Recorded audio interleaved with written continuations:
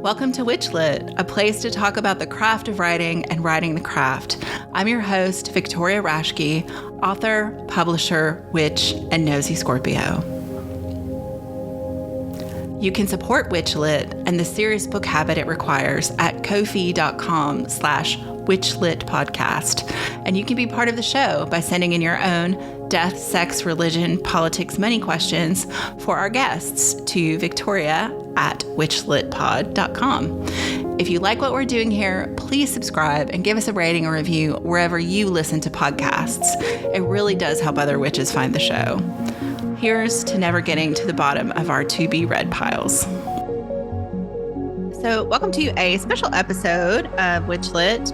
Yvonne Aburrow is joining me again to talk about their new book, Changing Paths, that is being published with Thousandfold Press, which I am the owner and editor, co-owner and editor of with my husband, Kai Flagostini. And Yvonne's book is coming out April 11th. We are doing a virtual launch party on April 16th. If this will come out the day the book comes out. So if you would like to join us for the launch party, please email me at victoria@witchlitpod.com and I will send you an invitation. And since Yvonne has been on the show before, I'm going to let them introduce themselves and I'll turn over to Yvonne. Hi, I'm Yvonne Aburrow and my pronouns are they, them. I'm speaking to you from the land of the Anishinaabe, the Haudenosaunee, and the Kononton people. And I'm delighted to be back. I moved here from England in 2018. And for those who don't know where the land of the Anishinaabe, the Haudenosaunee, and the Kononton is, that is Ontario, Canada. Great. And it's good to have you back on. And I guess we should talk a little bit about how the book came to be at Thousandfold Press. So yes. Would you like to tell that story? Yes. Well, my version of the story is that I came on your excellent podcast previously and you said, so what are you currently writing? And I said, well, I'm writing this book about changing from one tradition to another. Or actually, I think I was just kind of planning it at that stage. And you said, that sounds interesting. And then not very long after that, we had an email exchange and signed up for it. So there you go. And in fact, you were instrumental in shaping the final form of the book. Yay! Yeah, I was excited when you first talked about it, and because I just feel like it would have been. Hannah in her blurb for the cover kind of says this too. Like when I was in the middle of leaving Christianity or leaving the mindset of Christianity, like it wasn't hard for me to leave, but it was hard for me to reset my brain. And I think having a book where that's part of the conversation, it's almost like a culture shock thing.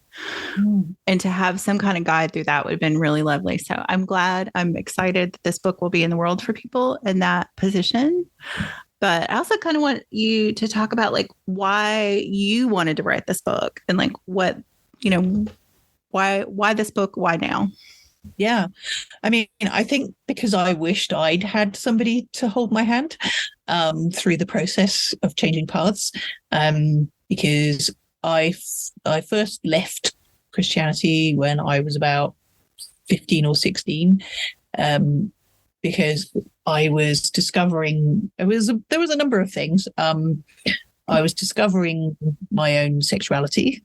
That was a big catalyst. I was realizing how many other people in the world there are who are not Christians. And as I was at the time involved in a evangelical fundamentalist sort of Christianity, their view was that people of other religions weren't going to get to heaven. And I saw the film Gandhi, and that was a big catalyst for me because I was like, oh, here's this saintly person who was clearly very devout. And according to evangelical Christianity, he's going to end up in hell. That's not right. And also all the other people who are depicted in the film. And so that was a big catalyst. And then the sort of moment of truth was that my best friend came out to me as gay.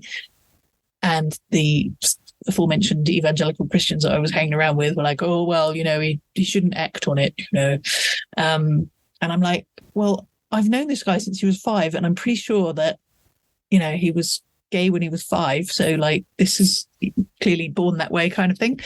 So you're saying this person can't ever experience love and intimacy?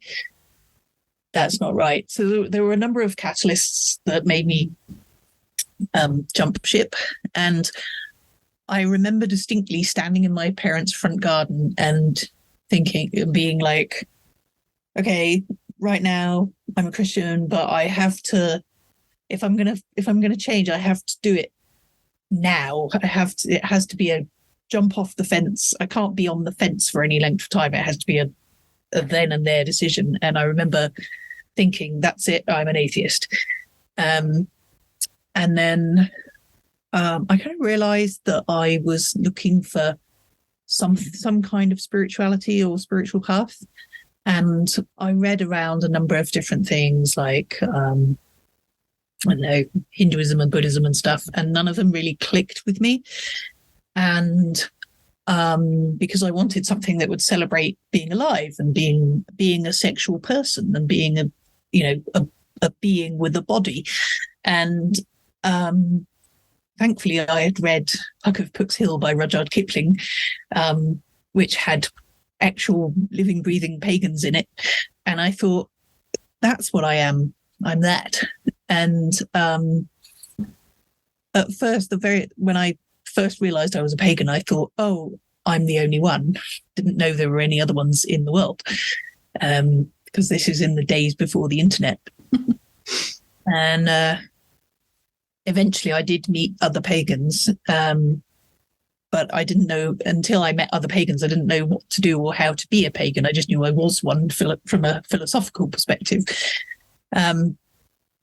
So anyway, I got involved in Wicca and got initiated and all that stuff. And yet I was still very angry with Christianity. I was still like, every time Christianity was mentioned, I'd be like, rah, rah, rah, bloody Christians, rah, rah, rah. And I realized that what this anger was concealing was a sort of a volcano of anger with a locked box underneath marked "Do Not Open." And in that box was where the fear was that the Christian stuff might be true. And because I was angry at Christianity for being homophobic and sexist and all that stuff, I could keep that box well covered with my volcano. And then when I discovered that there were all these things like liberation theology and queer theology and other stuff like that, I was like, oh, well, now I can't. It's just evangelical Christianity that spouts that stuff. It's not actually the real thing, kind of thing. I mean, obviously, there's a whole argument about whether all manifestations of religion are real. So there's no sort of, you can't really say this is the core tradition and everything else is wrong. It's like, if people are doing it, then it's the religion. But anyway, so then I had to like examine the contents of the box. And so I went through a 6-month period where I was dealing with that fear and changing my theology every 5 minutes. And it was really scary. It was like having the bends. And I tried out Eastern Orthodoxy for a bit, which was interesting. That gave me a lot of interesting stuff about the history and the origins of Christianity, so it was helpful. But then they turned out to be harboring a large number of homophobes as well. So I thought, right, that's it. I'm running away. I'm going to join the Unitarians. And within Unitarianism, it's like, it's okay to be a pagan Unitarian. And for any Unitarian Universalists listening in, this was in the UK, so where they're called Unitarians. Anyway, eventually I realized that it's really, for me personally, it's really hard to try and do two traditions in parallel or together and actually do both traditions justice. And so I decided to concentrate full time on Wicca in the end.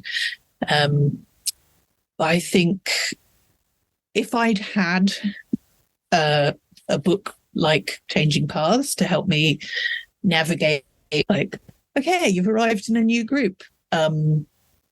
How do you understand your commitment to that new group, and how do you negotiate membership, and how do you, should you be focusing on the values, or should you be focusing on the beliefs, or the community, or whatever? And then there's that thing when you join a new group, and like, oh, everything about the group is new and shiny and lovely, and there are no politics here, because it's that kind of new relationship energy thing, and you don't realize until you're sort of 6 to 8 months in that, oh yeah, these people have politics too.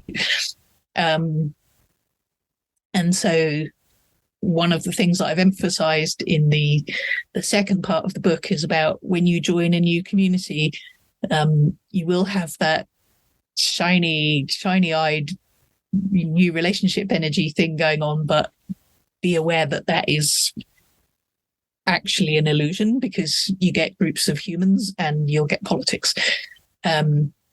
So it's basically an attempt to write what I would have wanted to help guide me through the experience.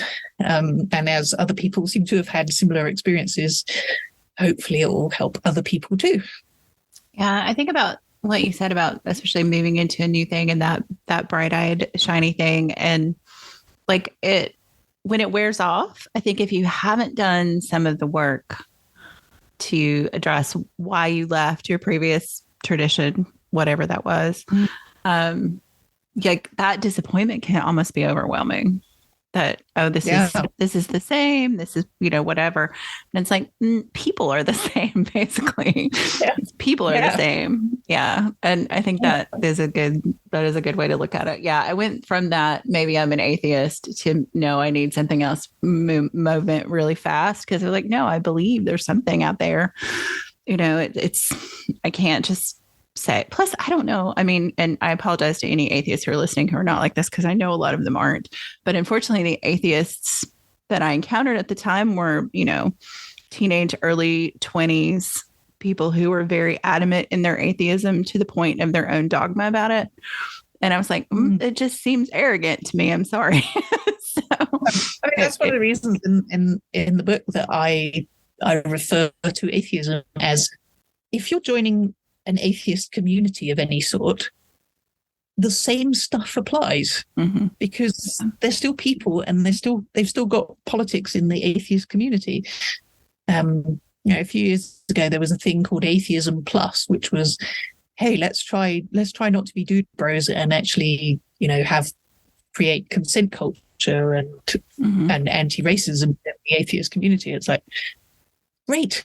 Keep it up, Atheism Plus. That sounds great. Yeah, no. Because people were going to conferences and unfortunate things happening, and yeah, because people are people.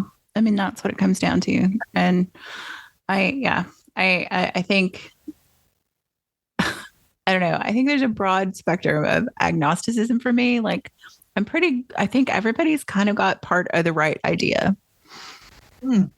We all have kind of the right idea, and then people get involved and politics get involved, and then it kind of messes up things. And that happens in all traditions, all religions, non-religions. It just happens in humans. So yeah, I think it's just, part of the bag, unfortunately. So, yeah, I mean, unfortunately there are, we talk about, people leaving a fundamentalist group, and, and then we sort of think, oh yes, and off they run into the lovely trees with paganism and everything's fine thereafter. But I mean, one of the accounts that I read whilst researching this book was about a pagan group that was high control, in that, people were being told where to live, who to hang out with, and, and being encouraged to work within the group, that, be employed in the shop that was run by the group. And that meant that, that person, the person who'd written the account that I was reading, had their employment, their social life, and their housing all provided by the same group, which meant when they wanted to leave, it was super difficult to extricate themselves. So, high control groups exist in every religious tradition, and liberal, relaxed groups exist in every tradition. Yeah. So one of the things I go through is looking for the red flags, you know? Mm-hmm. Well, and I think moving away from, I really like this kind of move away from using the term cult and more using high control when talking about these things, because I think it's really easy for anyone looking from the outside looking in to call something a cult.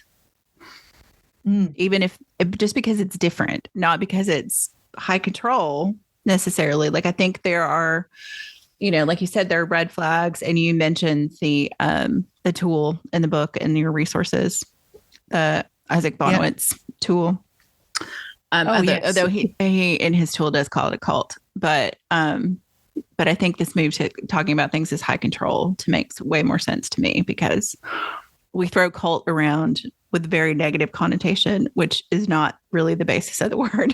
So, I mean, the way sociologists use the word cult is to mean, the cult of a deity would be the practices that you use to worship a deity is the cult of a deity. Right. And the other thing I find is that, when you say occult, it sounds like you're saying occult. And so I always go a cult to distinguish it from occult. Yeah. So it's just say a high control religion. Mm-hmm. Yeah. It makes a lot of sense to me.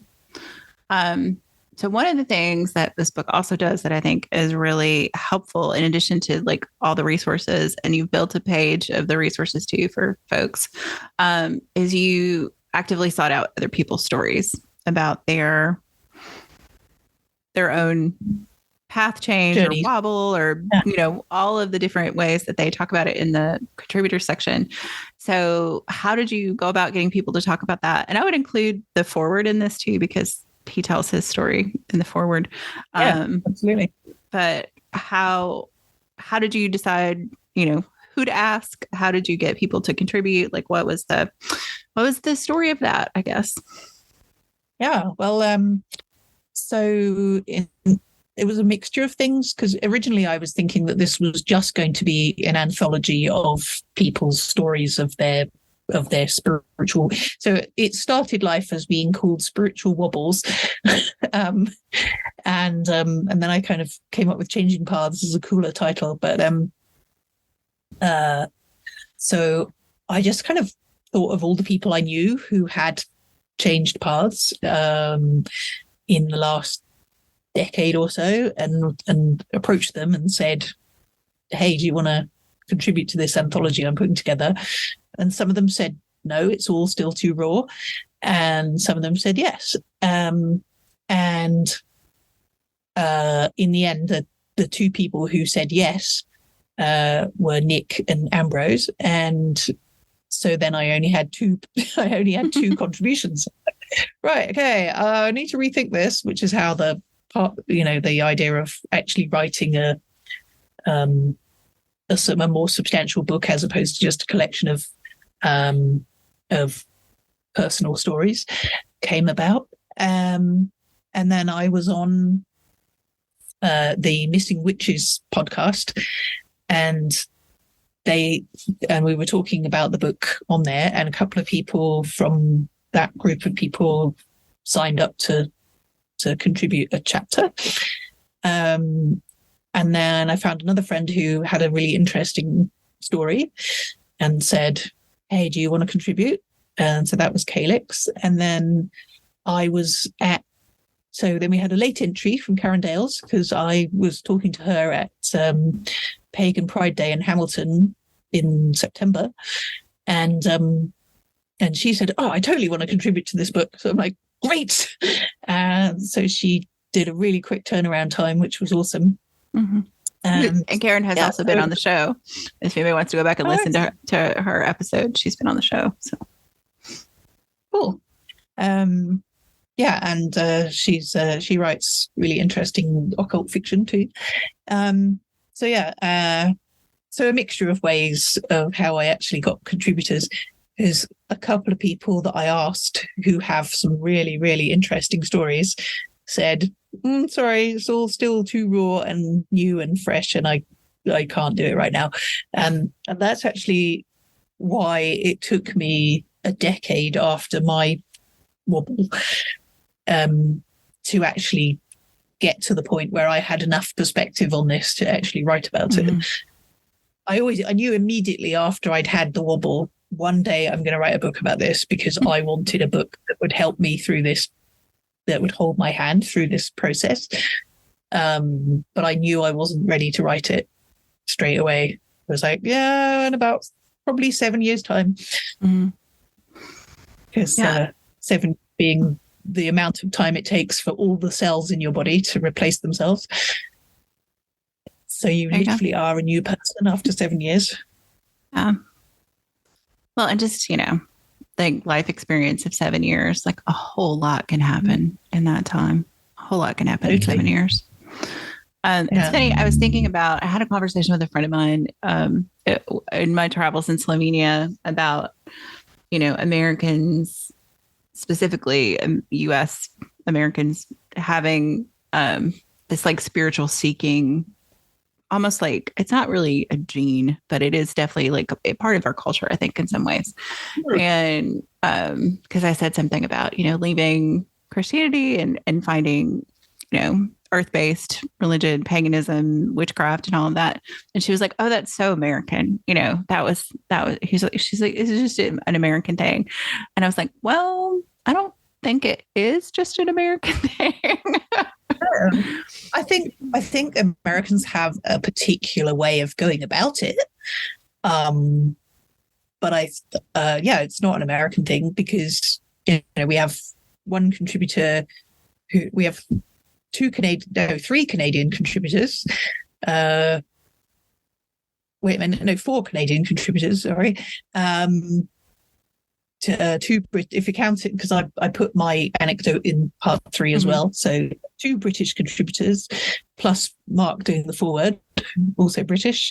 And then Elia is Spanish, but living in the US. And then the other, Jasmine, is in Canada as well. So actually that's 5 Canadian contributors. I think one of the things I've noticed about American religion, I like to call it the diaspora effect, in that, when a cultural group is lifted out of its original context and plonked down somewhere else,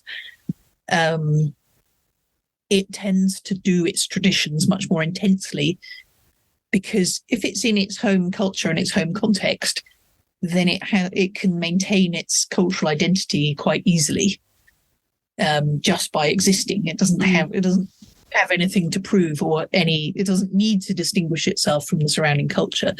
Whereas when you have a group in a different culture, then it has to do its thing more intensely. And I think that, I've noticed this about paganism in the US particularly, that it tends to be much more like, right, the book says this, we're going to do this. And I think that's partly to do with the way in which religion is transmitted and received in the US, and partly to do with just the diaspora effect. Like, we have to do this more intensely because we're fishes out of water. And I don't see it as much in Canada, but partly because Canada is a more secular culture. And there's a big emphasis on multiculturalism and there's still an Anglo-based culture, but there's more of an emphasis on the whole multiculturalism thing in Canada. So I think it's different in that respect. Hard to tell, because I'm sitting in Canada looking over the border going, oh, yeah. What's going on over there? Yeah. Yeah. Well, and I do think, we have, as this whole like Puritan pilgrim founding myth as part of our culture too. It's like, well, they came for religious freedom. Yes, but they didn't want anybody to have it. That wasn't what they were. Right? It wasn't what they were about. They wanted it for themselves, but they didn't want anybody else to have it. So, No. yeah, I've always found that amusing that it was like, well, the Puritans came for religious freedom, yes, and to make sure that everyone here thought like they did when they got here. I was like, they didn't even like Quakers. So. There's a certain amount of that. I mean, the thing is, Canada's founding myth is something to do with, fur trappers and lumberjacks, right? So although obviously there are a lot of people in Canada who came here from the US, whose ancestors came here from the US at one point, I don't think it's part of the founding myth in the same way. Yeah. Yeah, the founding myth is rugged individualists slogging through the forests, buying beaver, trading beaver with the indigenous people or something. Mm-hmm. Yeah, I mean, we have a whole holiday around it, which is problematic on its own. Yes. It's problematic on its own level, but yeah. So yeah. I mean, the Canadian thing is equally a myth and an oversimplification of what really happened, but religion isn't part of the founding myth, and I think that perhaps makes a difference. Yeah, and I do think there is. I mean, I like what you said about the diaspora effect, because I do think that applies. And then I do think, when people leave Christianity, high control or more liberal Christianity, to join, neo-paganism of some sort, or to practice witchcraft, or, however they step into the occult, they, you do come with all that baggage of this, monotheistic, higher control religion, even, on the liberal end of things. And, it's like, oh, well, then we have to have something that is uniquely ours. And then you get also the appropriation that happens, because like, oh, we're here, so we can steal from First Peoples or Native Americans or indigenous folks because we're Americans, they're Americans. I'm like, well, that's not really how that works. But yeah, I mean, I think that happens too. Or this like or unfortunately you get all the way over into the, neo right wing, blood and soil. We're going to be folkish pagans and all this kind of stuff too. Like it permeates in such bizarre ways to me. Yeah, completely. I mean, I always assumed that the excuse, or the non-excuse, as it were, of appropriation from indigenous people was because, well, they're an earth-based religion and so are we, so that's okay. Yeah. I mean, still not an excuse, but I think I've always assumed that was the justification, but I don't know. I mean, it's tricky because, paganism is, an earth-based religion, and it is about the land. And so it's hard coming from, in Britain, I can be on the land and it's uncomplicated. Mm-hmm. I mean, it's complicated by the fact that we were colonized by the Normans, and well, first the Saxons and then the Normans. But the blending of the peoples has been much more blended. And so I think there's less of a sense that there's them and then there's the indigenous people. There's no them and us, except, I mean, unless you're in Wales, which was another kettle of fish altogether. Yeah, that's its own thing. And they were oppressed quite strongly for speaking Welsh, for example. And the same in Scotland. But in England, the different ethnicities were blended together so much that there's pretty much everybody is like, oh yeah, this is our land, that's fine, we can relate to it, and we can go hark back to older traditions, and that's fine. Whereas here I'm like, right, okay, how do I negotiate that divide? It's really tricky. Well, and I wonder too. Oh, go ahead. I think that was more of I think it's that makes North American paganism kind of odd, because a lot of people are like, right, we can't appropriate the indigenous stuff, quite rightly. But then they're frightened to kind of actually try to relate to the land at all. And I think that's a mistake too. You want to relate to the land, but just not. You can talk to the land spirits if they'll talk back to you. Just don't appropriate indigenous rituals to talk to them. Yeah. I think it does make this weird break between like indigenous ideas of kinship and, and even in a lot of American pagan conversation, it's still, nature is still a separate thing, whereas in indigenous cultures and beliefs, it's not really separate. You're not separate, but we still have this like lingering thing. And I don't know if that comes from colonialism, if it comes from having come from Christianity, if, it's probably like C or D, F, all of the above, kind of answer. Yeah. But there's still, I think, in a lot of how paganism, pagan, earth-based religions are practiced in North America, there still is a separation, I think, a lot of times. Yeah. And I think that's difficult. True that's true in the UK as well, in that that I can unproblematically connect with the land because, I'm from there. But there's still a sense that there's humans and then there's nature.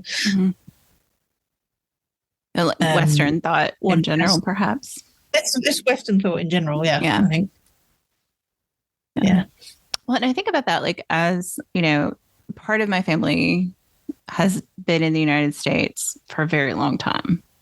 And part of my family, I am third generation born. So, and they're not from the same parts of Europe. They're from all different parts of Europe. So it's difficult, and people say, oh, we'll just reconnect to the paganism of your roots, and I'm like, well, that's complicated for a lot of people, that's not something you can easily do. And unfortunately, one of the forms of paganism of my roots has been co-opted by white supremacists. So it's difficult to practice that, even with so many, Norse groups and heathen groups who are outright anti-racist. It's still difficult to embrace those symbols because they have been co-opted. So I think that also complicates things for a lot of people. It's like, well, what really is mine? And then you get into that, like, well, I'm a fraction of this. Is that okay? Yeah, but I mean, even that weirdness. Yeah. I think the problem there is that people start talking about their genetic background when what they should be doing is looking at their cultural background. Right. Is, a black person who was born in Britain or even, grew up or wasn't born in Britain but grew up there, they're just as British as I am. Right.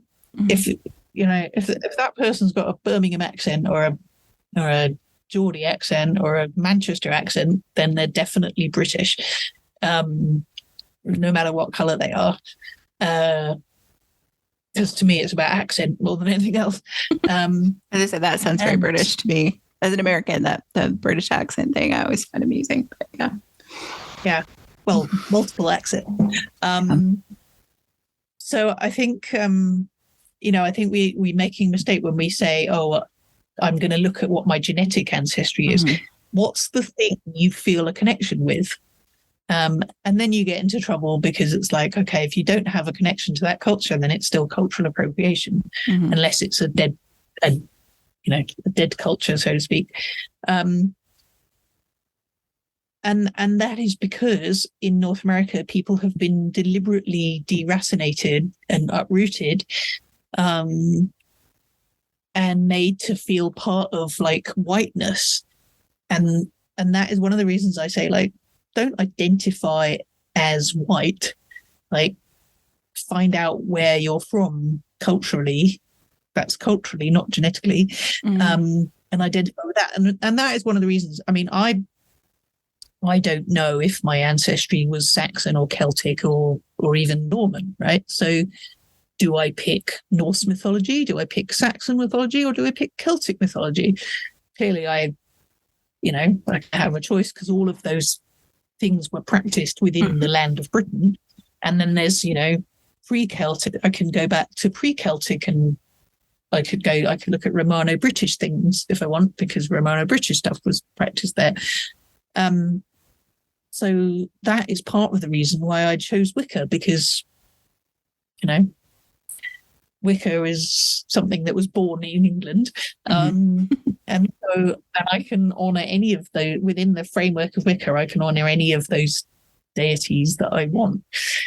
So that's how I ended up with that. So I think we have to be careful about, well, my genetic ancestors did this. Well, yeah, great. But do you have a connection to that culture? Mm-hmm.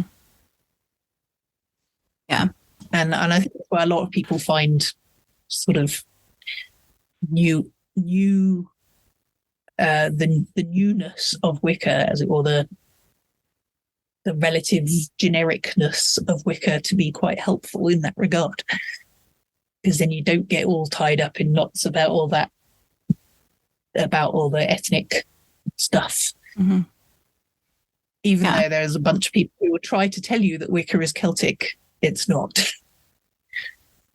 No. I mean, I know you know that. Yeah.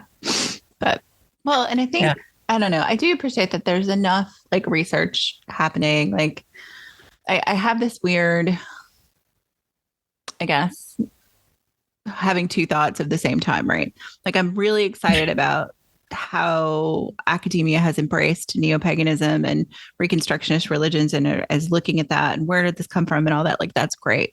And then the other part of me is well, what other religion do we hold to the standard of having to prove it's real other than these new religions from neo-paganism? And I was so I love the research because I'm a nerd, but I'm also you shouldn't have to prove anything. If you believe that, it doesn't matter if it was invented 50 years ago or yesterday. If it works for you, then that's great. As long as you're not, with my caveat, as long as you're not hurting yourself or someone else, go for it. Yeah. Completely agree with that. I mean, I think the whole, obsessing about, is this stuff old, or, the question about any of these things is, does it work? Is it helpful? One of the things that I put in the book, which Hannah, the Suburban Witch, said she found really, really helpful, was something that it was a paraphrase of the Griffith and Griffith book, the title of which currently escapes me, but it was super helpful. Is your religion helping you more than it's hurting you? Because if it's hurting you more than it's helping you, then ditch it, or find a version of it that helps more than it hurts. Yeah. So, and they give specific criteria of, does it do this or does it do this? And that I found really valuable as a criterion for deciding, when you're deciding whether you should leave a tradition, it's well, how do I make that decision? Because that's a hard decision to make. Do I try to reform it from within, or do I just give up and run away? Yeah. And sometimes the only answer is run away. Yeah. Well, it's difficult to reform a tradition from within that's not ready to be reformed. Absolutely. Also. I mean, yeah. And I mean, then also is thinking about, we were talking about the whole bringing your baggage from your previous tradition, which is often Christianity, and inserting it into your paganism. It's unpack your baggage, fold the dirty laundry, wash the dirty laundry, fold it, and deal with it, because it will come back to bite you on the ass. Yeah. To mixed metaphors method. Those are allowed. There's no rules about mixed metaphor in this program. So It's all good. That's very good. One of the things I think that's really been helpful, and you don't touch it on, you do, I think you do touch a little bit on the book, and I should know because I've read it like 4 times at this point. But but I remember it more from you posting about it in your blog about reclaiming the words that we think are Christian words, like theology and prayer and all of those things, that like those are not unique to Christianity. And, you know, there's no reason we have to discard these things that actually came from much older traditions that were adopted by Christianity as part of their practice if they work for us. You know, it's not, you know, we don't have to throw the baby out with the bathwater kind of thing. Well, I was actually thinking that would make an excellent follow-up book because I started the whole reclaiming pagan words thing kind of after I'd planned out changing paths. And I think it's a subject that's really worth exploring in some depth, because so many people are like, oh no, I can't use the word holy because that's a Christian word and I have loads of trauma associated with that word. And you know, I can't use the word prayer because ditto, and all these other words that people really struggle with. And no, those are our words. Christianity nicked them. There's a lot of stuff that Christianity gets blamed with for nicking that they did not nick from paganism, but there are some things that they did actually nick from paganism. Definitely, yeah. Like one of the ones that I find very interesting, and this was actually pointed out to me by a Catholic friend, that there's a thing that St. Paul mentions in one of his I think it's in the book of Acts. He goes and preaches in a Greek marketplace, and he uses the thing, in him we live, move, and have our being. And it's actually from a pagan Greek poet, which was either Epimenides or Aratus. And so they weren't above nicking our stuff from the start. Yeah, there you go. So, yeah. But yes, they did not nick our festivals, and they did not. And in many cases, there are not many instances of where they built churches over pagan sacred sites either. So, yeah.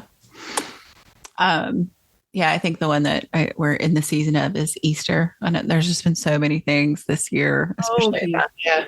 And I'm like, you know, I thought we had finished this argument a while ago, but apparently not. So no, like unfortunately, there's a great guy goes by Cavalorn, Adrian Bott, and he's written a whole series of things exploring the origins of the goddess Eostre and to what extent. And she wasn't anything to do with bunnies or eggs, and like the fact that she was actually just a little local goddess from Kent or somewhere. And he's done all the research, and it's really good. And I linked to it from my blog. So anybody has questions, although by the time this comes out, people will be thinking about Beltane. But it just always amuses me because I was like, you know, and here's I guess again, that to be of two minds at the same time. Like, I'm really glad he's done that research. I'm glad that's out there and people can say, oh no, this is really the story. But also I'm like, who cares if they stole it? Right? It doesn't matter. The way Christianity practices Easter is how they practice Easter. It has nothing to do with me at this point. So yeah, I don't really get the, they stole it from us. I'm like, well, you know, we're all on the same planet remixing all the time. That's just kind of how it works. So wait till the aliens start stealing your religious things, and then you can get upset about it. Yeah, right. Although still cultural appropriation is still a thing. Yes.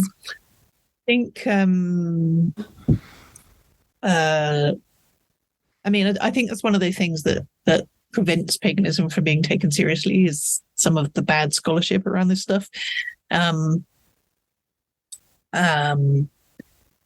But yeah, I mean, there was something I was going to say and it's gone. Nope, it's gone. Well, I mean, there's bad early Christian scholarship too. And I kind of feel like, I mean, there's bad Christian scholarship now. There's bad everything scholarship now too. Not to just, harp on the Christians. But I feel like we're still But kind of in our myth they have making the most phase. power. You know, we're still in our myth Yeah. making phase. We're not old enough to say we're done with that. And I'm okay with that. Like, I think there's still lots of interesting things that are going to happen. And would that I could come back in 1,000 years and go, what do people really think about Gerald Gardner now? Like, I'd love to know, but I don't get to have, I don't get to have that information, but I am curious. Like, unless you manage to retain your consciousness into your next incarnation. Yes. Like, yeah. So that's all very interesting to me to just see, like, down the long lens of history, what things will look like now. Because we're just not that far removed from things.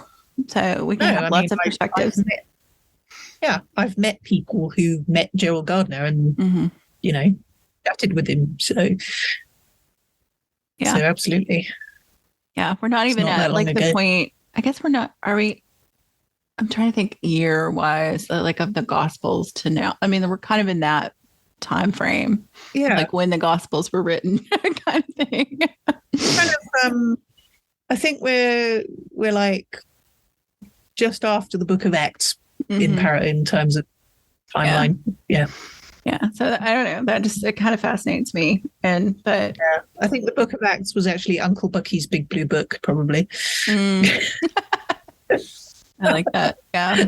Yeah. Well, I mean, it's always like, you know, I feel like it's kind of, I don't know, part of pagan, wicked, neo-pagan occult tradition to beat up on Christians. But I like so much of, like, especially when you kind of veer into like folk tradition and grimoire work and all that, it's so based in Christianity. I mean, there's a lot of Christianity in that work. You really can't parse it out.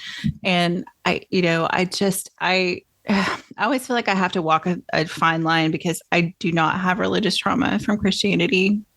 I mostly had good experiences, and it was really just about disagreements with what they thought. You know, I wasn't forced to go to church. I didn't have any of those things really happen to me. So I don't want to dismiss people who have real religious trauma from whatever their religion of birth was. But I also don't think you can completely separate it out from practice. And, you know, Christian mysticism still fascinates me. Like Hildegard von Bingen is still one of the people, like, reading her work and looking at her paintings.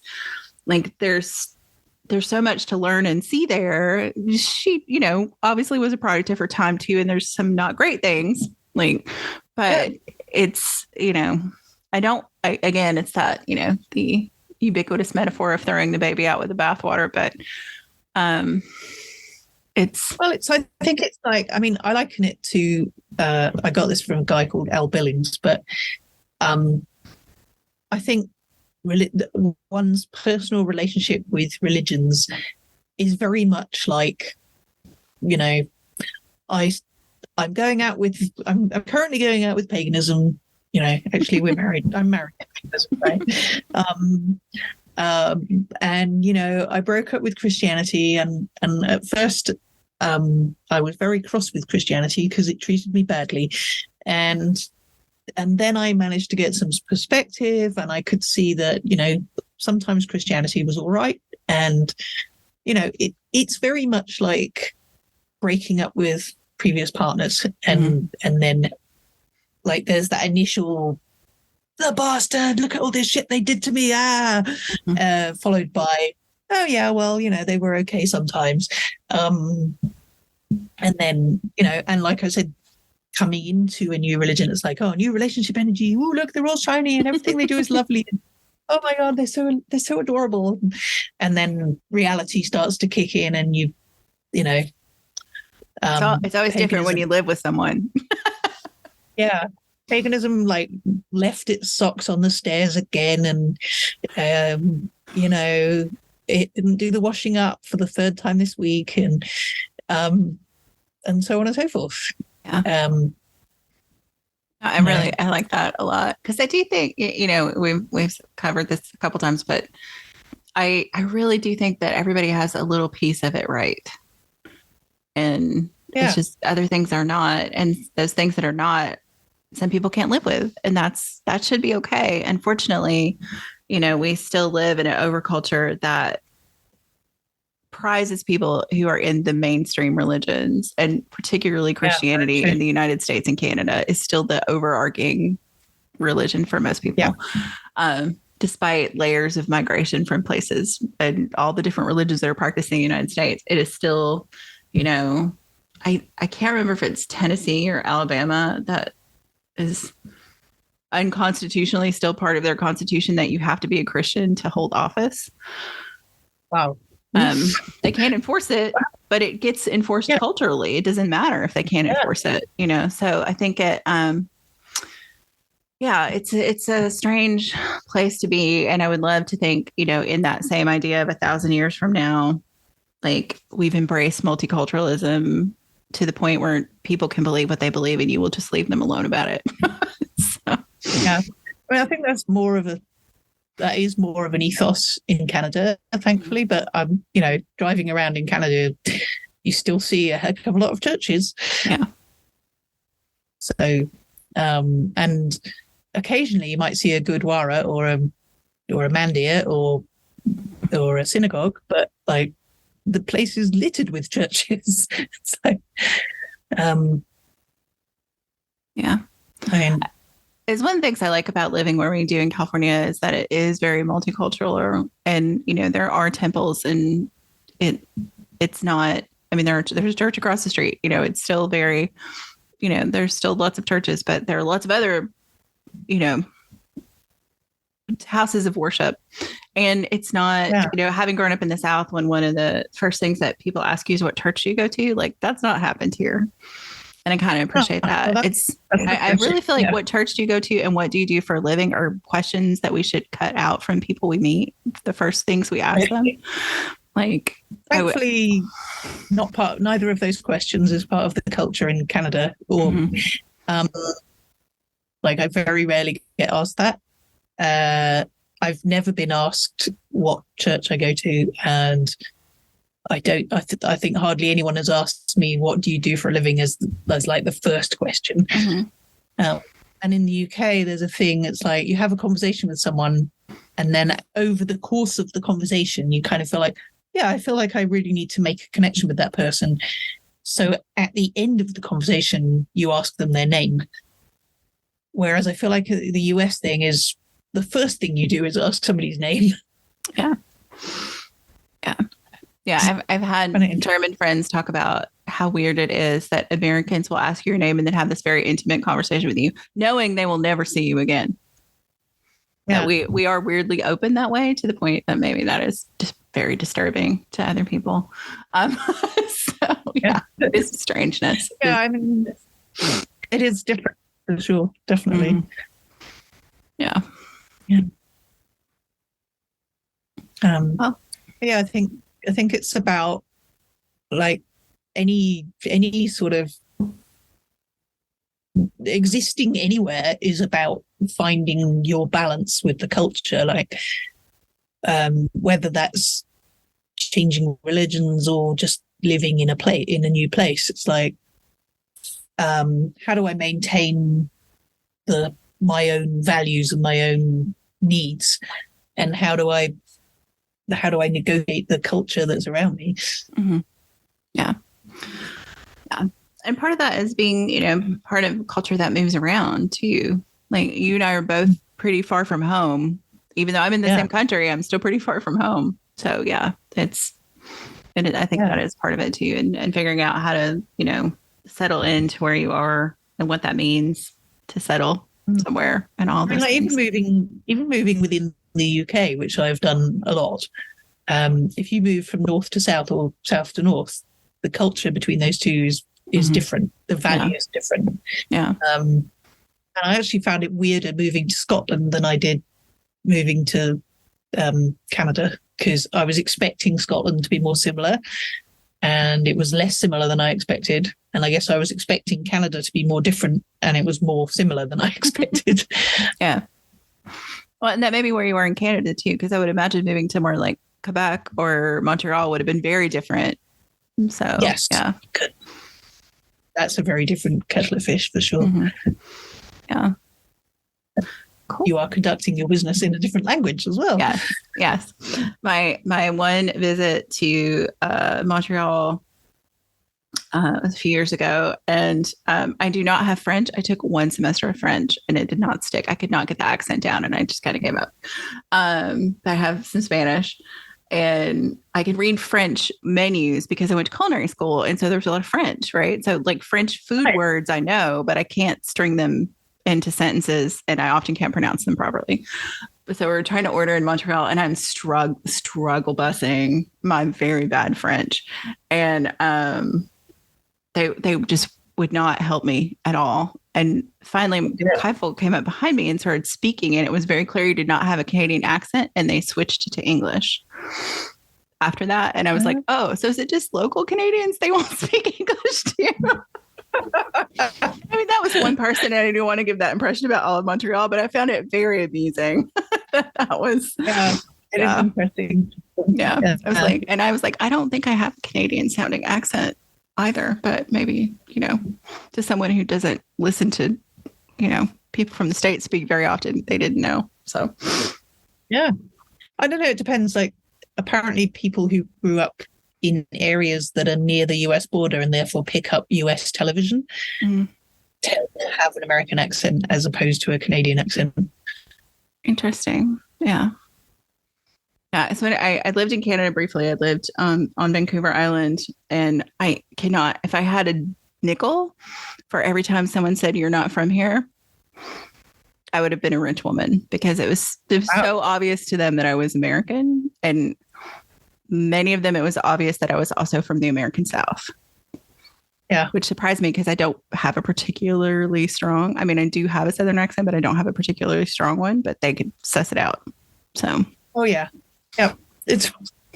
I figured out that you were from the South. Yeah. Yeah. Although strangely, in the South, people often ask me where I'm from.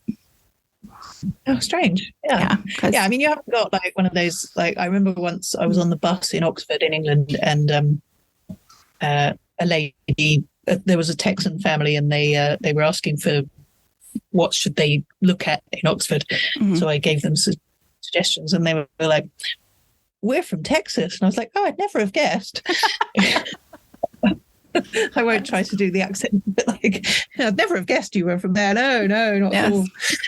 Yeah, we've had friends in Slovenia. I was traveling with my son and asked us to speak Southern for them. And I was like, we are speaking Southern. Sorry. What you want is a country accent, and we don't have those. So it's amusing. Yeah. What else would you like to tell people about the book before we wrap up? Yes. I think one of the things I wanted to mention was that, in no way is the book intended to steer anyone in any particular direction. And I really hope that comes across in the book, because the first part is talking about leaving your previous tradition. And I specifically didn't, because I wanted to make it helpful for anybody who was leaving any kind of tradition, whether that was, a high control Christian thing, or a high control Muslim thing, or a high control anything, could be even pagan high control thing. I wanted to make it as generic as possible. And then it kind of got a bit weird writing in the abstract. So when I got to part 2, I was like, oh yeah, okay, this is easier to actually write about. Okay, you're entering the pagan community. This is the kind of things you should be looking for, or looking at. But in no way is it intended to steer anyone into joining paganism or anything like that, unless that's your jam. And you could equally well use it as a guide to joining, I don't know, atheism or Unitarian Universalism or any other thing, because as we were talking about earlier, you're still dealing with humans and the way humans behave in groups. And so pretty much everything about, okay, you're joining a new group, these are the red flags to look for, and you will have a crisis of commitment, and you're gonna have a thing where it's like, okay, I identify as part of this group, but do its members see me as a member? All of those kind of questions are going to come up no matter what tradition you're joining. And so I think the book is going to be useful for people, whatever tradition they're joining. It just happens to be about, okay, well, this is what it's like joining paganism, but it could be any tradition. Mm-hmm. Yeah, I think so too. Like I said, having read it 4.5 times, 5. Yeah, it definitely, I think, applies across the board. I am about to sneeze. But yeah, it's, I think that is one of the strengths of the book.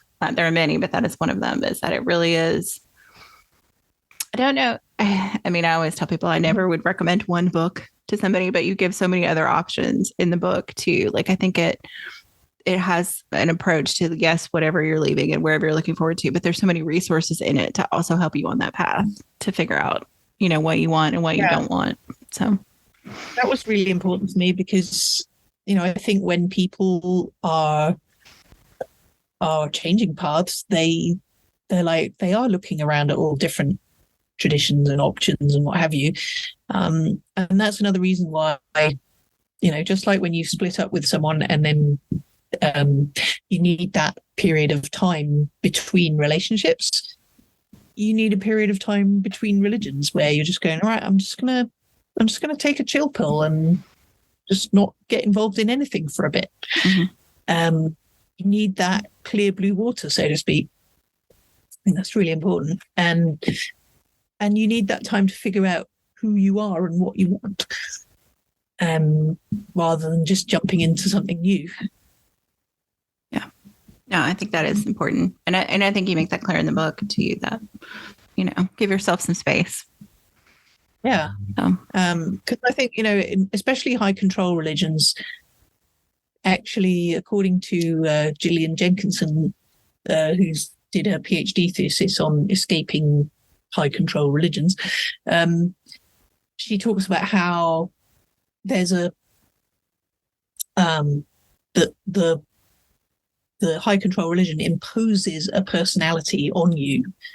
So part of deconstruction is to deconstruct that personality that's been imposed on you and figure out who you really are. Mm-hmm. and what you want. And so that needs to be part of the process of leaving your tradition of origin. Yeah. Awesome.